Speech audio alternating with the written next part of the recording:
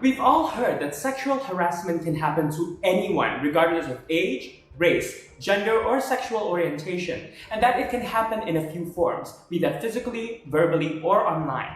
Today, however, we will look at online sexual harassment. That being said, let us take a look into Malaysia's most recent and most viral example, the V2K Telegram group scandal. Now, in October of 2020, it was reported that this group had been sharing unsolicited pornographic materials of Malaysian women as well as underage children. This group has over 40,000 members consisting of married men, students, as well as wealthy businessmen. It gets even creepier than that, however, as personal details, including phone numbers, social media handles, as well as their personal home addresses, are being traded without consent. That being said, what is the real deal of sexual harassment in Malaysia, specifically online? Now, why is sexual harassment wrong?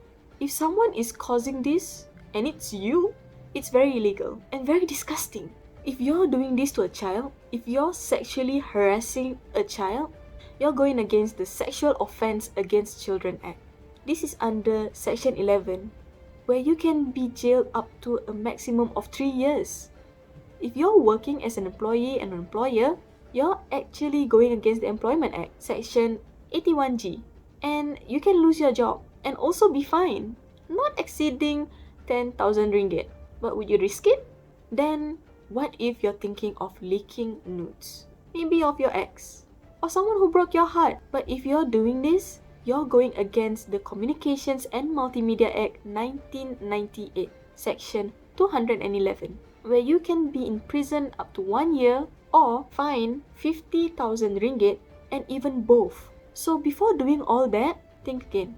In this part, I'll be giving some tips of how to avoid and prevent sexual harassment. First tip is always try to avoid sending your pictures or videos of your private parts, even though you're trusting the other person, but you never trust the social media you use. Second tip is showing a clear attitude towards the harasser.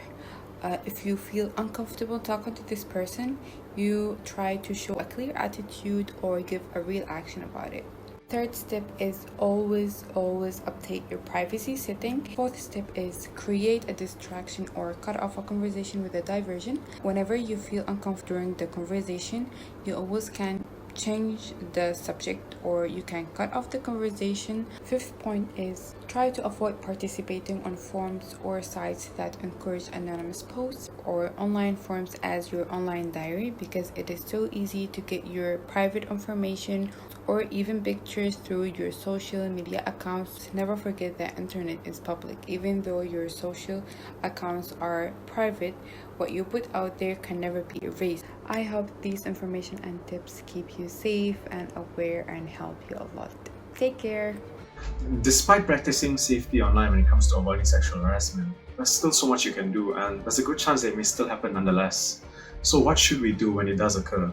Well, the first step is to keep a record of it. Create a folder containing all of the evidence of the lewd messages, voice recording, or videos in there. And if you can, try to jot down the time and the location of the incident as well. All of this information is vital when you want to make the report of the abuse to the police or any other relevant authorities. Once you got the evidence down, it's step 2, which is trying to get the abuser to stop. If it's someone you're acquainted with, tell them that you're uncomfortable and you're feeling uneasy. If the problem still persists, then maybe it's about time you cut them off your contacts. Once you have tried all that and you feel like the situation is getting worse or you feel in danger, then maybe you should consider going to the police to make a report, to gather all the evidence you have collected so far. All the information you provide to the police is going to be so vital in their processing the case against the abuser, so don't hold back on the information. Lastly is to remember that you don't have to fight through this alone. You have your friends, you have your family, and there's relevant authorities out there that are meant to handle this kind of situations. So reach out to them, tell them what happened, and together you guys can fight through it. Even with the help of various NGOs, law enforcement, as well as the government, the sad truth is that sexual harassment still goes widely unreported, and that there are many who are still suffering in silence. That is why if we observe any sudden changes in others, or if we suspect that something fishy is going on, we should reach out. Remember, Change doesn't just happen. We are the change.